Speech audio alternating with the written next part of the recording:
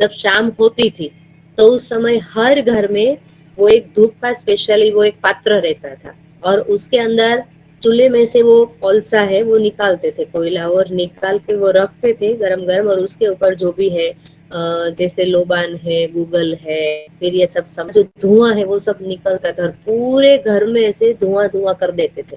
तो ये धूप बोलते हैं, तो ये धूप करना है। तो ये धूप, उसको धूप चिकित्सा भी बोलते हैं।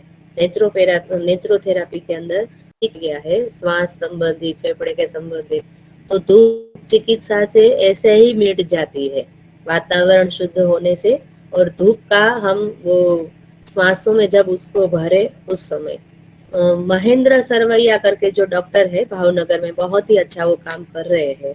तो कोरोना काल में वो हर रोज के 700 पेशेंट देखते थे, और उन्होंने हॉस्पिटल में ये धूप चिकित्सा रखी थी, और धूप चिकित्सा से उन्होंने बहुत सारे कोरोना पेशेंट को मतलब अच्छा किया था। फिर बाद में फंगस के जो भी थे लोग, उसके ऊपर भी उन्होंने ये धूप चिकित्सा से बहुत सारा अच्छा रिजल्ट लिया था। तो औषधिया सेवन तो है ही, लेकिन उससे भी आगे की बात है धूप। तो धूप करना है वो भी आप हर रोज कर सकते, यज्ञ नहीं कर सकते तो कोई बात नहीं, लेकिन धूप करो।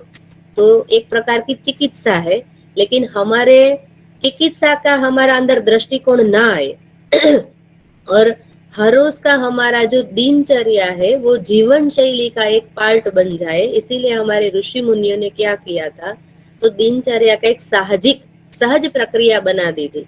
इसलिए हर रोज हर एक घर में गृहस्थी जो भी है वो हर रोज शाम के समय ऐसे धूप करते थे या तो दीप जलाते थे।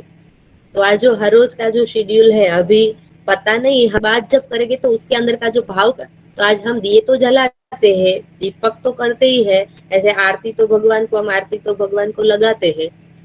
तो ये जो प्रवृत्ति हमको दी है, हमारे साथ ये जोड़ दी है, क्यों जोड़ी है?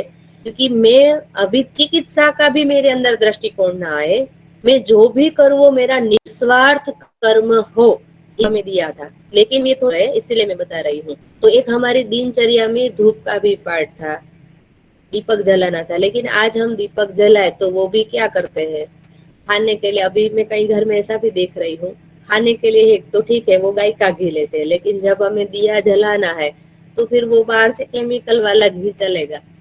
खाने में तो नहीं चलना, लेकिन दीपक में भी ये केमिकल वाला नहीं चलना चाहिए, क्योंकि 100 दवाई बराबर एक शुद्ध हवा है। जब आपने केमिकल वाला दिया घर में रख दिया, जब जलाया, तो पूरा घर का वातावरण है वो डिस्टर्ब हो जाएगा।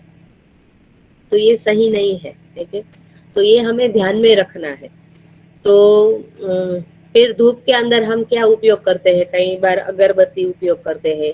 तो वो भी नहीं, अब अगरबत्ती जब हम खरीदते हैं तो वो भी हमें जांच करना है कि वो बांस की सली ना है।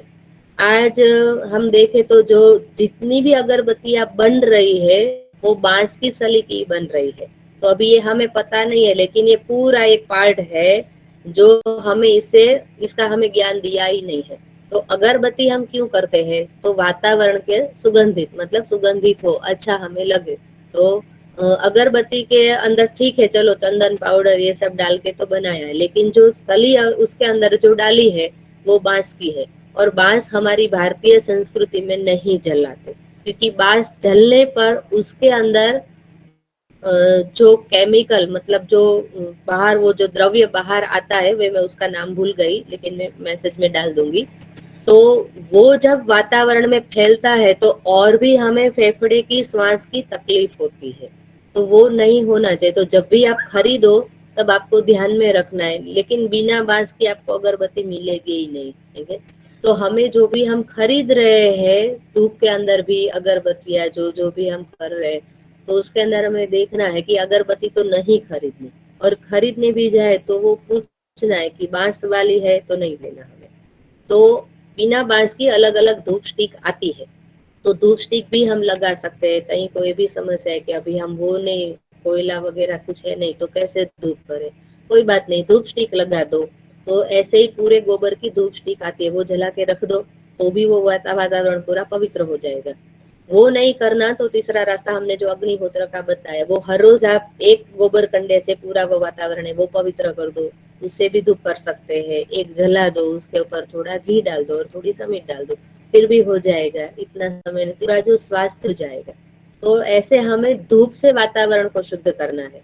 दूसरा है कपूर से भी हम कर सकते हैं। तो कपूर में भी हमें वही जांच करनी है। तो कौन सा कपूर लेना है?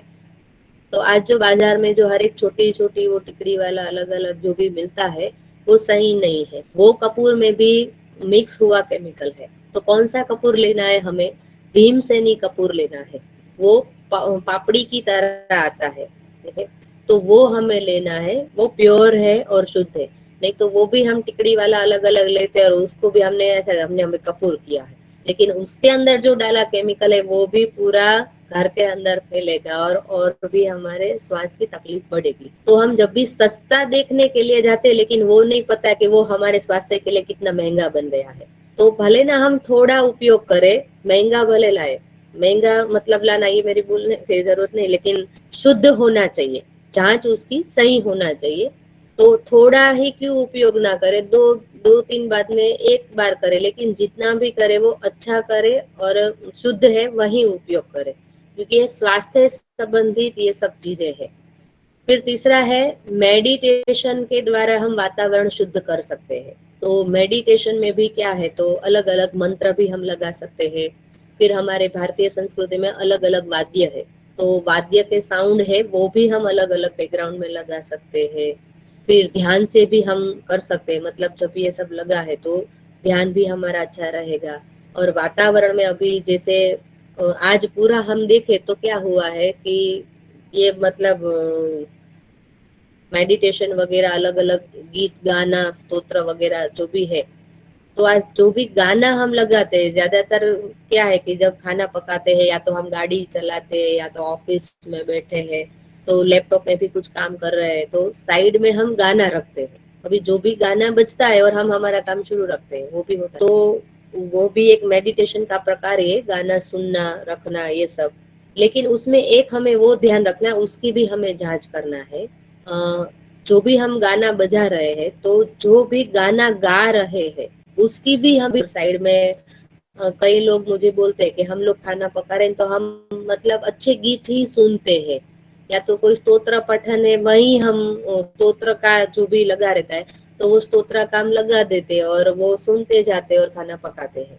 तो जो गा रहे हैं उसका भी हमें ऊर्जा लेवल चेक करना है। जैसे कोई गाता है तो वो किसके लिए गाता है, तो कोई पैसे के लिए गाता है। तो उसका एक अच्छा प्रसंग है, उसमें से आपको ध्यान में आएगा। एक बार राजा था और राजा ऐसे घूमने के लिए मतलब शिकार के लिए वो निकला और शिकार करते करते जंगल में वो भटक गया और रात हो गई, बहुत देर रात हो गई। फिर राजा को रास्ता नहीं मिल रहा था। तो उस समय राजा सोच रहा था अभी कौन से रास्ते पे जाऊं, कहाँ जाऊं, बहुत अंधेरा है और कोई साथ में भी नहीं था। सिपाही जो थे उसके साथ आगे चला गया, तो मतलब वो अकेला ही था और सोच रहा था। उस समय एक दिशा में से बहुत ही सुरीली आवाज आई। तो उस समय राजा वो दिशा के जो दिशा में से आवाज आ रही थी वहां पर वो आगे मतलब गया और वो देखता गया। वो आगे आगे वो दिशा की तरफ वो बढ़ता गया। तो जो जहां से आवाज आ रही थी वहां पर वो पहुंच गया और वहां जाके जो इंसान जो गा रहा था, तो वो इतना मशगूल, इतना तल्लीन हो गया था गाने में कि उसको पता नहीं चला कि मेरे पास वो कोई कोई भी व्यक्ति वो आके बैठ गया है। फिर उसका गाना वो पूरा हुआ और राजा तो उसके पास जाके बैठ गया। फिर राजा ने बताया आप क्यों रुक गए, आप इतना अच्छा गा रहे हो। तो फिर वो इंसान ने बताया हाँ। फिर राजा ने उसको बोला कि मेरे दर में एक राजा हूँ और मेरे दरबार में जो गा रहे हैं उसको गढ़वी बोलते हैं। तो मेरे दरबार में जो गढ़वी है वो तो इतना अच्छा भी नहीं गाते, आप तो उससे भी इतना अच्छा गा रहे हो। तब जाके वो जो गा रहा था वो इंसान ने जवाब दिया कि राजा आपके दरबार में जो गढ़वी गा रहा है ना, वो आपको खुश करने के लिए गा रहा है और मैं ये जो सृष्टि का जो राजा है मैं उसको खुश करने के लिए गा रहा हूँ। मतलब मेरे पास कोई इतना साधन सामग्री ये कुछ भी नहीं था, लेकिन ये इतना अच्छा है तो क्यों, क्योंकि हृदय से जो भाव प्रकट थे वो निस्वार्थ भाव थे और भगवान को खुश करने के लिए थे।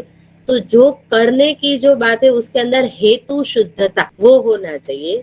तो जब उसके अंदर निस्वार्थता और हेतु शुद्धता होता है, तब जाके कोई भी हम प्रवृत्ति करते हैं वो शुद्ध और पवित्र होती है। तो वैसे ही जो भी, चलो हम सकारात्मक गाना सुने या तो कोई सकारात्मक स्तोत्र वगैरह कुछ भी सुने, तो जो गा रहा है उसके अंदर जो कलाकार है जिन्होंने गीत गाया है या तो कोई स्तोत्र गाया है, वो कुछ ना कुछ गाया है, तो क्या उसका वो हेतु शुद्धता है, क्या उसकी वो निस्वार्थ भावना है, तो वो तो अभी हमें दिखेगी नहीं। ठीक है, तो वो उसकी आवाज में से ही पता चलती है। सेकंड टाइम प्रेग्नेंट थी उस समय, मैंने जो बताया था, मैं हम लोग एक वनवासी एरिया है वहां पर गए थे, 3 महीना वहां रुके थे। तो तब मैंने चूल्हे में ही मैं सबका मतलब खाना पकाती और चूल्हे के पास ही मैं बैठती थी। और चूल्हे के पास बैठने से जो बच्चा है वो इतना तेजस्वी, प्रभावी और स्वास्थ्य भी उसका इतना स्वस्थ होगा। तो हमारे जो जीवन शैली में ऐसा ही था कि कोई भी गर्भा थी तो वो चूल्हे के पास ही बैठे बैठे, तो ये सही पद्धति थी और सही था। तो कोई भी है जो गांव से जुड़े हुए हैं तो वो लोग तो चूल्हे में ही खाना पकाए और चूल्हे के अग्नि के पास ही बैठ के ही वो जो उसका मतलब गर्भ में जो भी बच्चा है उसको चूल्हे की अग्नि का शेक जो बोलते हैं, हमें उसको थोड़ी हीट देना है। उसके पास रह के हर रोज हमें वो उसकी हीट लेना है।